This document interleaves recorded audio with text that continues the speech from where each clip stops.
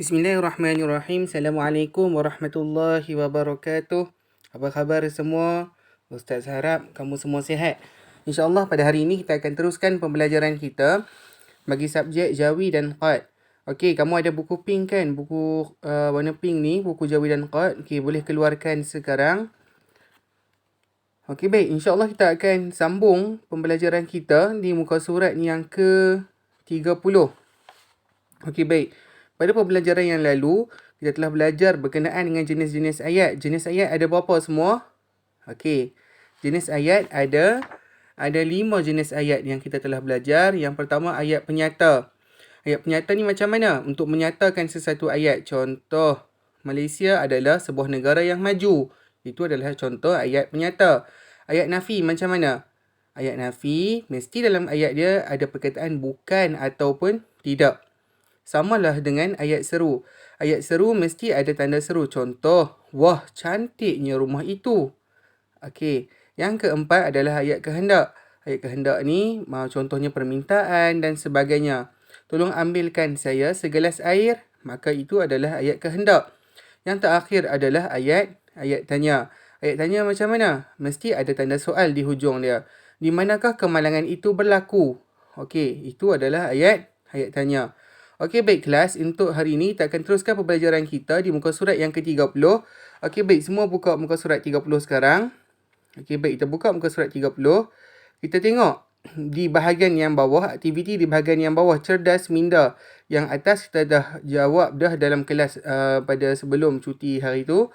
Dan kita jawab soalan di soalan yang bahagian cerdas minda. Okey, baik. Yang pertama adalah bina ayat daripada jenis-jenis ayat di bawah. Okey, apa yang perlu awak buat? Yang pertama, awak senaraikan ayat penyata nombor 1.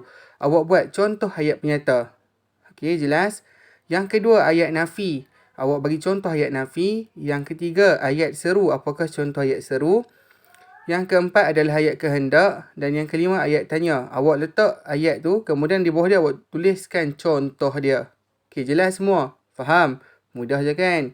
Okey, baik. Kita tengok latihan yang terakhir di dalam buku Jawi yang perlu awak siapkan. Okey, untuk muka surat 30 ni awak kena buat dalam buku kecil lah. Buku Jawi kita tu. Buku nota dan latihan yang kecil tu. Okey, buat yang ni. Dan di muka surat 31. Ni adalah muka surat 31. Muka surat sebelah dia. Yang ni awak perlu jawab dalam buku ni sahaja. Tak perlu jawab dalam buku tulis kecil, tak payah salin. Awak jawab terus di buku ni. Okey, faham? Okey, baik. Soalan yang kedua, jawikan teks berita di bawah. Sepiluk, Sabah. 1 Mei, sebuah rumah banglo 2 tingkat di Sepiluk, Sabah telah terbakar malam semalam pada jam 8 malam disebabkan lintar pintas. Jadi awak tukarkan teks tersebut kepada tulisan Jawi. Okey, kena guna tulisan Jawi. Ini adalah salah satu bentuk soalan yang akan naik dalam UPKK nanti. Jadi awak kena mahirlah dalam ejaan. Sepiluk, macam mana je sepiluk? Sin, se, pa, ya, pe, lam, waw, qaf, luk, sepiluk. Contoh. Kan, awak buat dalam bentuk seperti karangan di atas ni, bentuk ayat atas ni, cuma tukarkan dalam bentuk Jawi saja. Okey, jelas semua? Dan yang terakhir, di muka surat yang ke-31, di bawah dia ada soalan yang berikutnya iaitu susun perkataan supaya menjadi ayat yang betul. Wah, hak ni paling mudah, paling senang, betul tak? Okey, baik, awak kena susun balik perkataan-perkataan tersebut menjadi satu ayat yang lengkap. Okey, jelas semua? Okey, baik. Jadi insya-Allah saya nak kamu siapkan ketiga-tiga latihan ni di muka surat yang ni.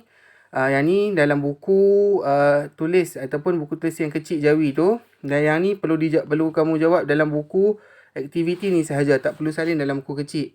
Jadi, nanti Ustaz nak kamu tolong upload kamu punya latihan di muka surat ni sahaja di dalam Telegram. Upload di bawah ruangan komen tu. Awak upload di situ dan Ustaz minta tolong satu je.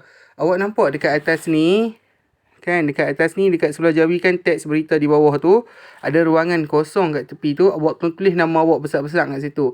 Maknanya nanti Ustaz tahulah, oh contohnya Irfan hantar, Yasarah hantar, Alia hantar. So Ustaz tahu, oh ni orang yang hantar. Okey, nanti Ustaz kasi semak di situ. Okey, boleh tak semua? Siapa yang tak hantar bermakna dia tak join kelas PDPR kita. Okey, jelas semua? Okey, baik. Dah jumpa sebentar lagi dalam subjek yang seterusnya. Assalamualaikum warahmatullahi wabarakatuh.